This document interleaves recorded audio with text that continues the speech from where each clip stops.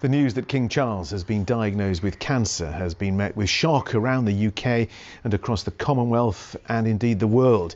He's recently been treated in hospital for an enlarged prostate, and it was during this procedure that cancer was picked up by doctors away from the prostate. Our political editor Adrian Masters is in Westminster for us. Adrian, I guess this news dominating conversations here. It really is, John, and don't forget there's an awful lot of big news going on that was previously dominating discussion here at Westminster, and we will get on to that later on in the programme. But I suppose if you like the kind of response to the news that of the King's illness has been on several levels, both for him personally and for his family, concern and hope for a speedy recovery, also concerns and questions about the functioning of the monarchy, and then perhaps for further as you get more deeper into the kind of reaction, what sort of impact that has constitutionally. But those questions are for the future and things to be talked about further down the line. Not just here as well, in Welsh politics everywhere there's been a shocked and saddened response. The First Minister, Mark Drakeford, said he was saddened to hear the news. His thoughts and those of the people across Wales will be with the King and his family this evening. The Welsh Conservative leader, Andrew Davies, said he sends his thoughts and prayers to His Majesty the King. And he said that by the King going public with the diagnosis, that will raise awareness of cancer. And that's a message that's been echoed by quite a few people since the news emerged earlier on. The Plaid Cymru leader, Rhun ap Iorwerth, said similarly that the King is to be commended for his openness in discussing his diagnosis, and he too wishes him a speedy recovery. And Adrian, Welsh MPs digesting this news. Absolutely, because it has come as a big shock. As I say, the political news has been dominated by developments in Northern Ireland, and the thoughts of most politicians here are focused on a UK general election, whenever that may happen. But from the Prime Minister and the Welsh Secretary and the Leader of the Opposition, leaders and backbench MPs have been uniform in their best wishes for the King and their hopes for a speedy recovery. I'm delighted to say that I'm joined here in Westminster Hall, which is the oldest part of the parliamentary estate. I'm joined by three MPs from three different parties. Alex Davies-Jones is from Labour, James Davis is the Conservative, and Hywel Williams is here for Plaid Cymru. You're all very welcome. As I was just saying to John there, we're still digesting the news. Alex Davies-Jones, your thoughts on what you've heard from the King today? Of course, Adrian, we've just heard this diagnosis, and I echo all of the comments coming from across the political spectrum this evening, wishing His Majesty well. Our thoughts are with all of the family at this difficult time, and sadly so many families, not just in Wales but across the UK, will be able to relate to this diagnosis and will know what it feels like to have this.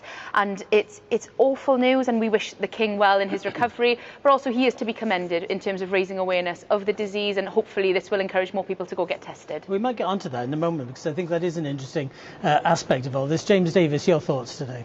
Yeah, well, the news was broken by the Speaker as far as I was concerned, and it was a shock that entered the... It was, yes, yeah, and it was World Cancer Day yesterday, I think, in fact, and so cancer's been in our minds in any case. Clearly, the King had an operation on what we understood to be a benign enlarged prostate, and we all thought all was well, and now it turns out that there's this unexpected finding, which is of great concern, so I wish him all the best. And Hywel Williams, you were nodding then, so did you hear the news in the same way? Yes, I did, yeah, and obviously, I mean, I wish him well, and, I've recent experience of a family member had cancer, and, the support of people who know and respect him, I'm sure, will be a great help. I think it's significant that he has announced his illness. It's a significant step in modernising the monarchy, I think, very gradually. But, there was a mystique, a secrecy even around the monarchy in past times, and this is a new openness. Well, illnesses were denied, weren't they? There was something that didn't happen. I mean, you've all kind of touched on this, the idea of raising awareness. How do you think that will work? Well, we've seen public figures in the past announcing that they had cancer, and there is a famous sort of reality TV star who did that, and it raises the awareness of women of a particular kind of cancer. So there is experience of this, so I'm sure that there will be that effect. Alex? I'd just like to add, there has always been this stigma around men's health in particular, particularly in communities like the one I represent, where men put up and shut up. They don't talk about what's bothering them, particularly around their mental health. And I think to have such a public figure coming forward and being open about a diagnosis will only help, and will only help raise awareness about this and potentially other issues as well. I mean, I don't know the King, you'll be surprised to hear. I don't know if you do, James Davis. What would he have thought about this? Do you think this is in keeping with everything that he said about the way that he wants to be King?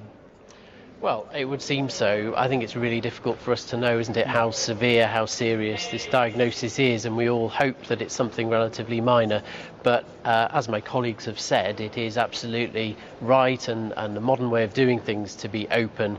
I know as a GP myself that men, as Alex says, are often not forthcoming with their health problems. We need to get over that. Slowly, perhaps we are. What Howell was saying just then about when people in public life talk about this, as a GP then, do you notice that makes a difference? Does it make a difference, or is it just Oh, absolutely. Really? I mean, it certainly has with mental health illnesses. Absolutely, people are more likely to come forward and seek help, and that has to be a good thing.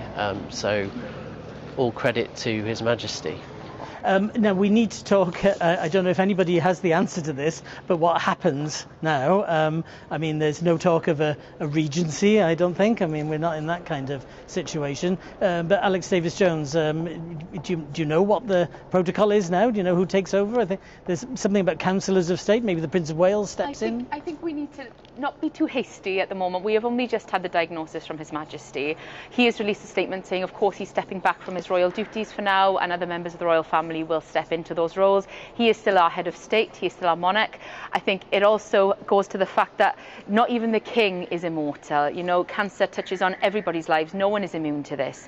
And as far as the Constitution goes, I'm sure there will be experts and historians who will be giving us all of the answers in the forthcoming days. But at the moment, let's just wish him well in his recovery. I wonder if James Davis and Howell Williams are experts in constitutional matters. I'm afraid not, but I think I agree that we shouldn't jump to conclusions here. We very much hope that that's not going to be a question that enters our minds.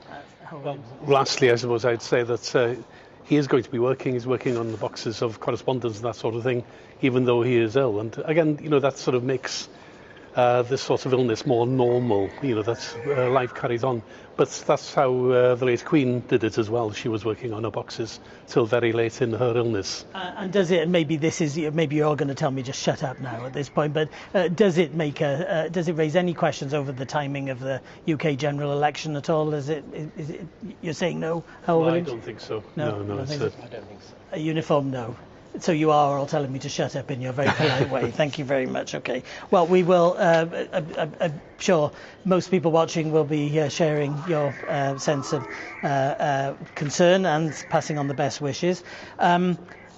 Even without that news, there was momentous news today, wasn't there, here in Westminster? The resumption of power sharing at Stormont. And James Davis, I will start with you because this is being seen as we can argue the causes of it, but now it's been seen as a significant success by your party. Do you share that agreement?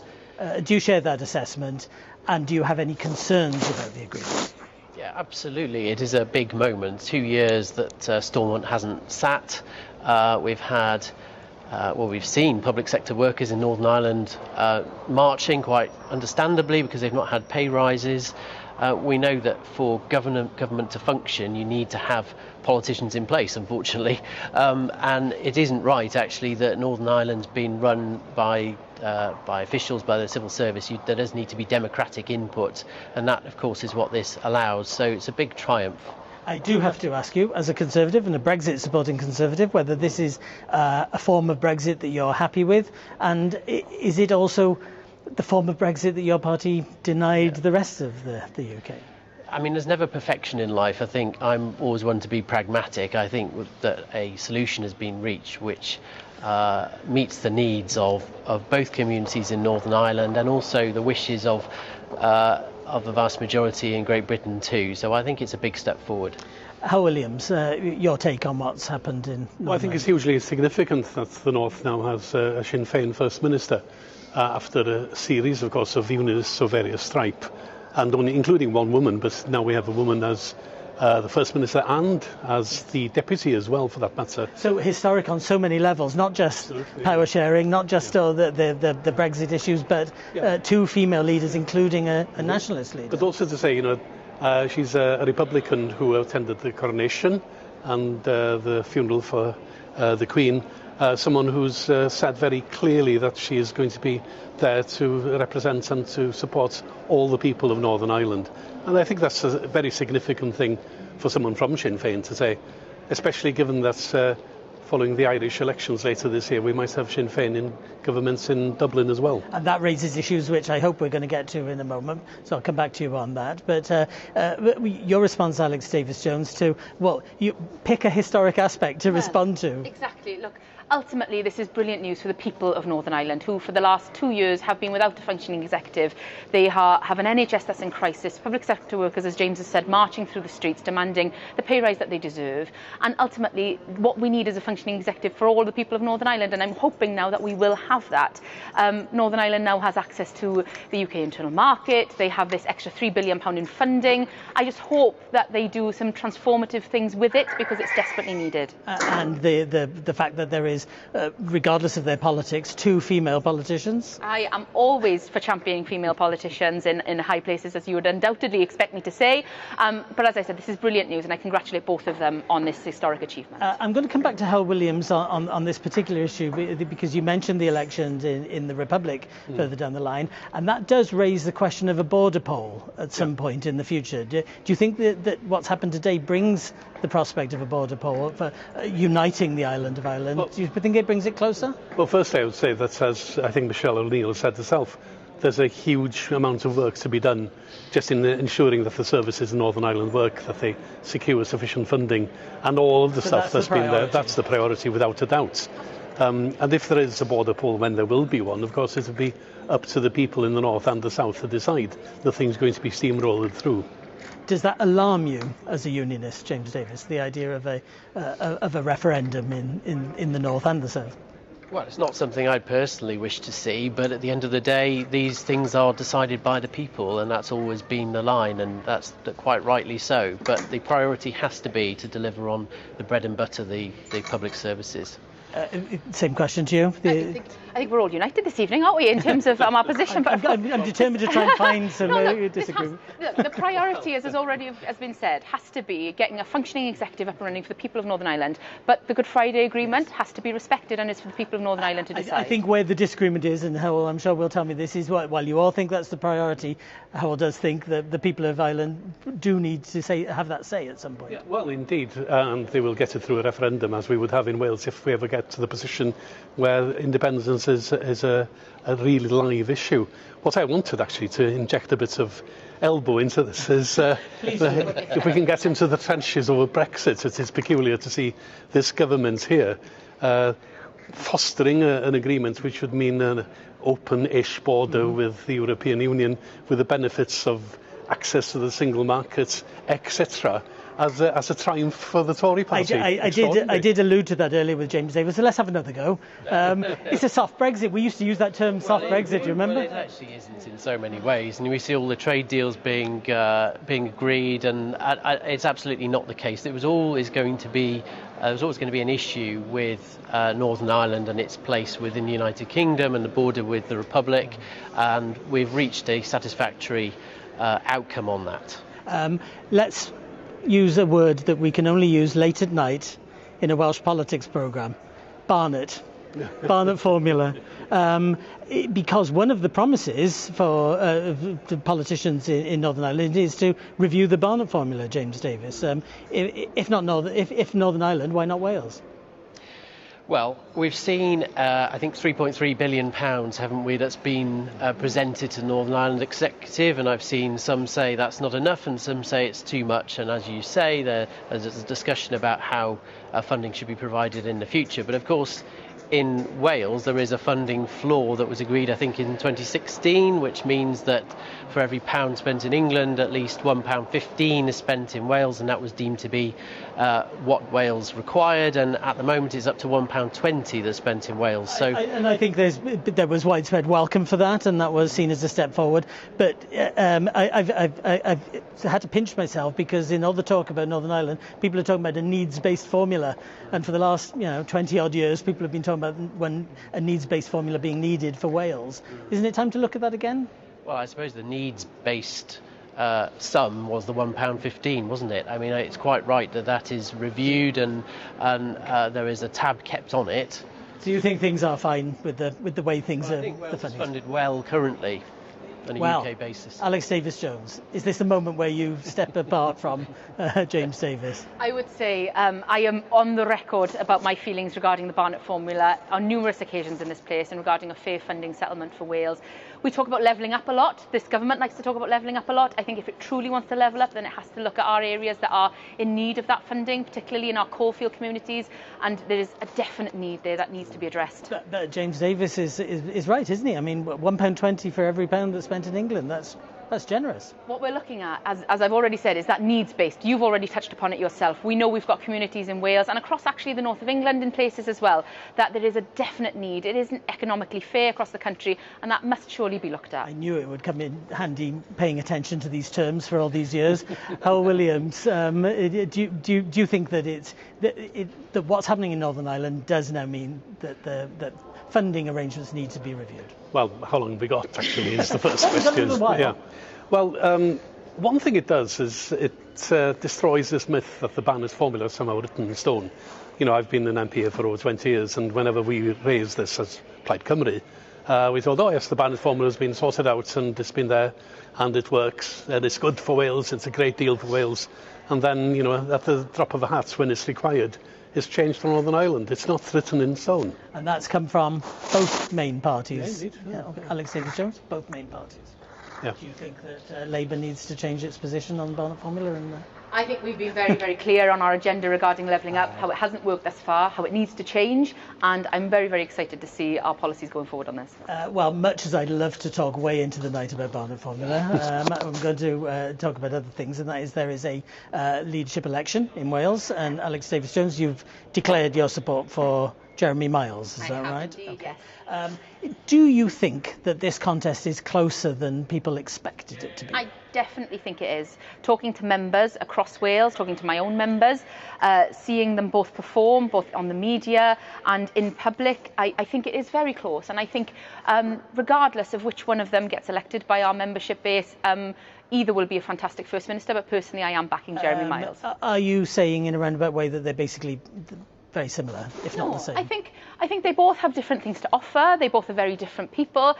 But ultimately, I think Wales is in very safe hands, very capable hands. They are both extremely experienced and would be a fantastic First Minister for the country. I wonder what the view is on the other side of you. James Davies, do you have a view on... I think they're both perfectly decent people, but I can't really distinguish a big difference or divide between the two candidates. And in terms of policy, then? In terms of policy, and I think at the end of the day, they're both serving ministers in the Welsh Government who've both been responsible for the health outcomes that we see in education and 20 mile an hour and the taking away of the rates relief for small businesses and so on. So I fail to see where the change is coming. So, because I think, how did Andrew R.T. Davies describe them? Continuity candidates. You think the same way? That's a good term. Howell Williams? Well, they're much of a muchness, I suppose. And there's a couple of things, really. We've seen, with the Constitutional Convention, which reported last week, and politicians from the Senedd, from the Assembly, as was, saying we want this, that or the other in terms of devolution of, say, justice. And then Joe Stevens saying, well, when Labour are in government, you're not going to have that. You might have parts of it, but eventually it's down to this place, unless we take a much more muscular stance. The other thing I would say is that there has been a bit of traditional Labour party shenanigans as to who gets nomination by whom. Of course, with one of the unions. You were talking about the nomination for the Unite Union. Well, indeed, but I mean, I don't want to dwell on that. But oh, I do. Well, all I would say is that, it's a bit of a yawn. It always happens, and I can think of many nomination contests, which I won't name, where the central party has stepped in and made its views quite plain. Well, you've raised it. I was going to mention it. Alex Davies-Jones. Let's not go into all the details of it, but there is a suspicion of a certain level of stitch-up, of something going on behind the scenes, vigorously denied by the union, which says that it was following its rules, that those rules were, if not published, then the build-up to them was made public, that it did everything proper and has followed protocol. What do you think? Well, I should probably declare an interest as a member of Unite, proud member of Unite the Union. And a supporter of Jeremy Miles. And a supporter of Jeremy Miles. Okay. But look, who am I as a Labour politician to interfere with the union's process? The union members voted on that process. It was passed at conference. I think some of the communication could have been better as to how that was communicated to the candidates, but that has been passed and the union have released their statement. At the very least, doesn't it look bad? Doesn't it look as though that it's a kind of return to the bad old days that Howell was mentioning? I think what we do need is transparency in our politics about how our MPs are elected, how our Senate members are elected, how our First Minister is elected. And I think I would urge better communication and transparency on all levels of that, for the public, if nothing else. OK, I don't know if you have a view on the Unite row. James Davis, you're welcome to share it. But well, other than the unions seem to run Labour, and we know that's the case. Well, you have to have a right to reply to that. Do the unions own Labour? Unions are an integral part of our party. The unions make up the workforce of our party. We are proud to be the party of the workers. The other thing that Howell Williams mentioned was the idea of devolution of criminal justice being shot down by Joe Stevens, the Shadow Secretary of State for Wales, on the Labour front bench.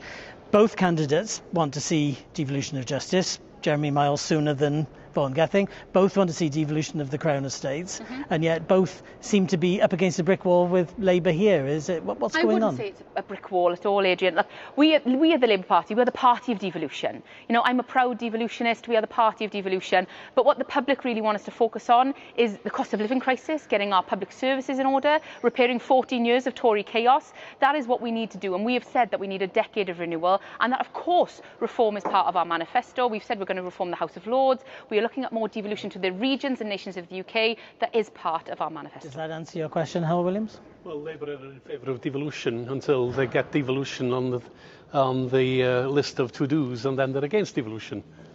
When James Davis mentioned 20 miles an hour, health waiting lists, I forget the other things on your list, but it's fairly clear that the Conservatives are going to use Welsh Labour's record in a negative way. Are you ready for that? Are you ready to defend 20 miles an hour? I'm ready to defend 20 miles an hour. I'm ready to defend our record in Wales. I think James should be more worried about defending his record in 14 years in Westminster, to be quite honest with you, because that's what's raised with me on a daily basis. You look at the absolute chaos that the country is in. The country's crying out for change. I think that's what James should be more concerned about.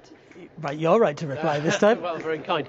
I get a range of issues brought to me. Yes, people are struggling because inflation had been so high until recently. That is all true. The government's working very hard to turn the economic situation around, but I get an awful lot of complaints, quite rightly, from constituents struggling with absolutely abysmal waiting times and worried about education for their children, and that is all the Welsh Government run, and they do need to be held to account. Alex Davies-Jones is right to say that there is going to be a judgment one way or another on the Conservative Party here at Westminster, because there'll be an election. I ask you all this all the time. Is it going to be May, November? Any clues, any insight? I think it's going to be this year, Adrian. Right, okay. The polls aren't looking good. The two by-elections that are happening next week are not looking good. Are you worried about the future of your party? Are you worried about the future of your seat? Well, I mean, politics goes in cycles. That's always the case. I'm working very hard locally on my record. Yes, there are people who clearly become unhappy about policies at Westminster level, at Cardiff level, at council level. All I can do is to keep working as hard as I can, and that's what I'm doing. And your seat was classified as one of the red wall or blue wall, even though it was a bit more because you won it once before, so it didn't suddenly change in 2019. Right. But have those seats switched back in your view? Well, I'm still finding a lot of support out there. What I am finding is there are a fair proportion of people who are undecided. They're not going over to Labour, and that's the important thing. There's no enthusiasm for Keir Starmer, and so it's my role, my party's role, to re-enthuse those people who are undecided and bring them back. So they're not going to be, people aren't switching back to Labour, Alex Davis-Jones, and what's more, the Prime Minister's delivering on some parts of his promises. Things could change. You might not win. I think the only poll that matters is polling day. Oh, Politicians throw that out. I've banned that You can ban phrase. it, but that's true. Okay, but what I would say in regards to change is that the public are crying out for change. There is a desperate need. When I'm knocking doors, whether that's in Pontypridd or in Kingswood for the by-elections or across the UK, talking to voters, they want to change. They want to be heard. They feel like they've been abandoned and ignored, and that's desperate. They desperately needs to change. Hull Williams, it's always tricky in a UK general election for Plaid Cymru. Do you detect that squeeze happening this time? Is this something that you're going to have difficulty getting a hearing? Yeah. Well, it's always difficult, especially when the Conservatives are in power and Labour come with this, I think, mirage of a promise to get the Tories out, and you can only do that by voting Labour, which is, I think, a load of old tosh, actually. But it's going to be difficult for us, clearly, because the national British agenda will be dominated by these two guys and their friends. But, you know, we have our hopes, of course. How do you break through that noise? Can you? Well, it's very difficult, as you know, we have found out in the past. But what we do have is a group of very committed and very talented candidates, and a lot of people working on the ground. And given what James was saying about the Welsh Labour government's record, does that rebound on your party because you've been working with Welsh Labour in a cooperation agreement, and we're in a coalition agreement previously? Yeah. It's an agreement, not a coalition. Some of our Conservative friends have been saying it's a Plaid Labour coalition, and some of them have been saying it's a Labour-Plaid coalition. Whichever way, it's not that. But they can accuse you of propping up Labour in their terms, can't they? Accuse us of getting 42 points in our agreement through including things like free school meals for children. So you wanted to come in, you've got a couple of seconds. I just think that for too long, Welsh Government has not really been held properly to account, and this next general election may be an opportunity for that to be the case. Mr. Davis is too busy shouting about 20 miles an hour to hold them to account. Well, it's a perfectly reasonable thing to do. It's actually something that very many people are angry about. Well, we're ending on a note of disunity. We started on a note of unity, ended on disunity. Thank you all for joining me here in Westminster Hall on what is an extraordinary day, very difficult day with some worrying and upsetting news from the King, and some major news about Northern Ireland. And as you can see, politicians' minds on a couple of elections that are going to occupy their attention and our attention in the coming weeks and months, and it's going to go on for ages, John. Adrian, always good to talk to you. Thanks very much indeed.